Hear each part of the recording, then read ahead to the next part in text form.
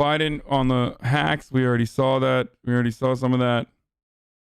Of your son come up in giving me an awful case of the cummy tummies again today, Daddy. Love you, program. No, I guarantee you, I'm going to do what I said.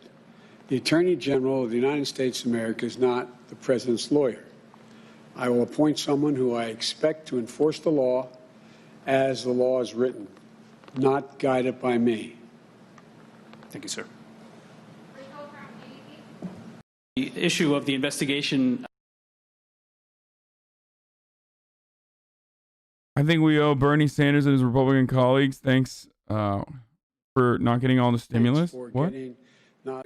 I think, by the way, I think we owe Bernie Sanders and his Republican colleagues thanks for getting not all the stimulus we looked for, 1,200, but getting 600 done.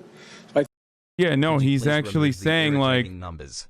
Bernie and the Republicans, Bernie and his Republican colleagues, I think he's talking about Josh Hawley, were staunch advocates for 1,200. So he's like individually thanking Bernie and Hawley for advocating for that, advocating for the direct cash. I think you're seeing that there is a clear understanding that these issues go beyond any ideology.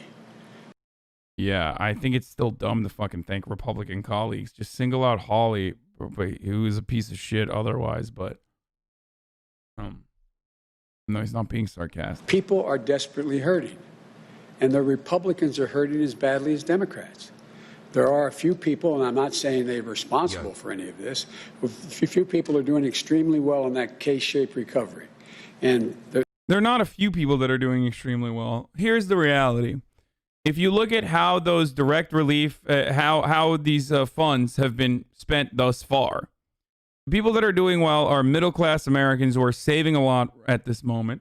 The people that are doing are upper middle-class Americans. The people who are doing remarkably well are wealthy Americans. Poor Americans are fucked. They're super fucked. And they're fucked in a way that is beyond repair. Like, they are fucked in a way where we are staring down the barrel of a gun in the form of an eviction crisis that is going to destroy this economy. I don't know how the fuck we're going to get over it. Like, either landlords and small landlords and not necessarily like fucking private equity, because they'll always be fine. I'm sure they've hedged their bets against all of these people not paying their rent and getting evicted already. But a lot of like middle income, middle class Americans that have like a nest egg or some shit in a single fucking house or are going to be fucked over.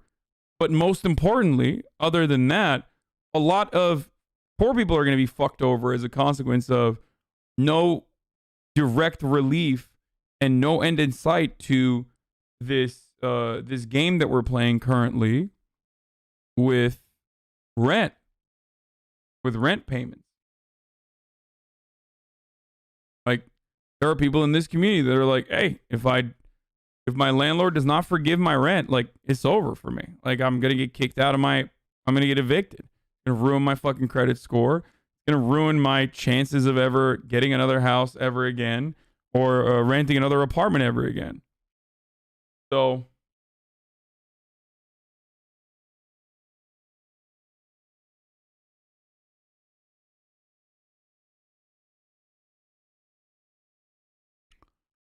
the other part of it is that this is a 6,000-page bill, as always, similar to the tax cuts, by the way, that no one read and voted yes on because they knew like the top line, I guess, energy of what the bill represented.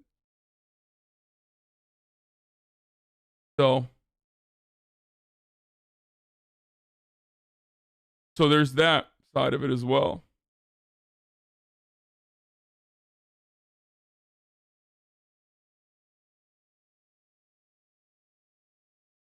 Great. And I will not be reading it as well. I'm just reading summarizations of it, of course, because that would be psychotic. Don't be crazy. Biden's really using his press conference to lean into the idea that when it comes to coronavirus response to help hurting Americans, he believes he can work with Republicans. He can't. This is foolish. Given the narrow majorities in the House and Senate, you've watched many administrations come and go. Do you believe that you will have a honeymoon to get things accomplished? I don't think it's a honeymoon at all. I think it's a nightmare that everybody's going through, and they all say it's got to end. It's not a honeymoon. They're not doing me a favor. I'll ask you a rhetorical question I don't expect you to answer. And that is, do you think that Republicans who are losing their businesses, do you think Republican constituents out there who can't pay their mortgage, do you think they're not letting their Republican representatives know they got a problem? Do you think the person who just lost a family member and is worried about losing another one, who happens to be a Republican, a staunch Republican, isn't telling his or her Republican senator or state representative, you've got to help, you've got to get something done? Do you think all those people who are making judgments of whether or not my child will be able to go to school and I have to stay home and I can't go to work, therefore I have no income, are all Democrats? I think there's just been a dawning here. And look, you have a different team in town. You have a different team in town. I'm not going to villainize the opposition, but I'm going to stand. Yeah, that's dumb. Especially because, like, the opposition doesn't give a fuck. Like, they are not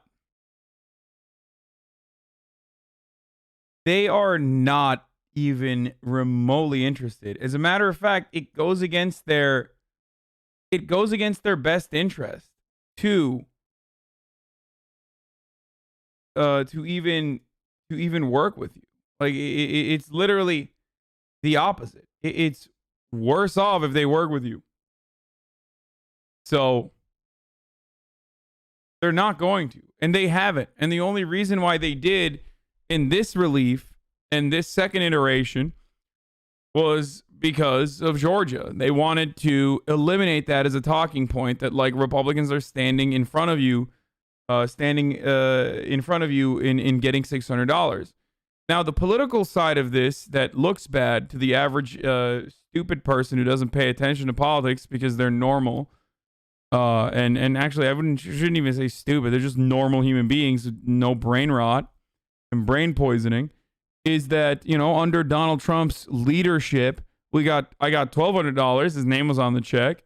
Now that I'm getting Joe Biden's presidency, I'm only getting $600 and a fuckload of gridlock. There was a lot of gridlock under Trump too, but I guess that was because of Nancy Pelosi, because that's what the Republicans are always saying, versus the Democrats are not making it as clear that like Republicans are the ones who are stopping this from happening, because that would be too divisive, and this is a president that loves bipartisanship. So when you say we're going to work with Republicans, like, you're either going to work as a Republican or you're not going to work with Republicans. That's just the reality. Mitch McConnell knows in some ways that Joe Biden will work like a Republican, and that's why he's not too worried about offering this breadcrumb to him as a starting gift. That's why he was smiling fucking ear to ear on Fox News the other day.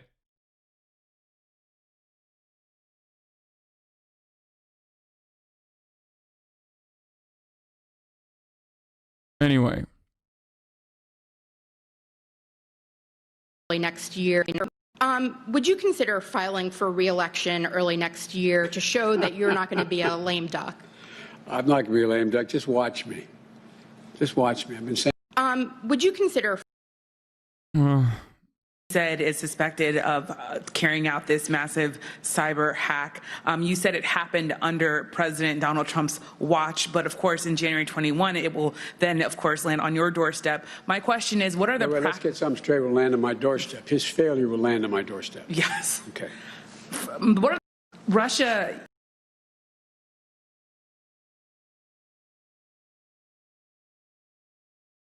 Yeah, okay. As you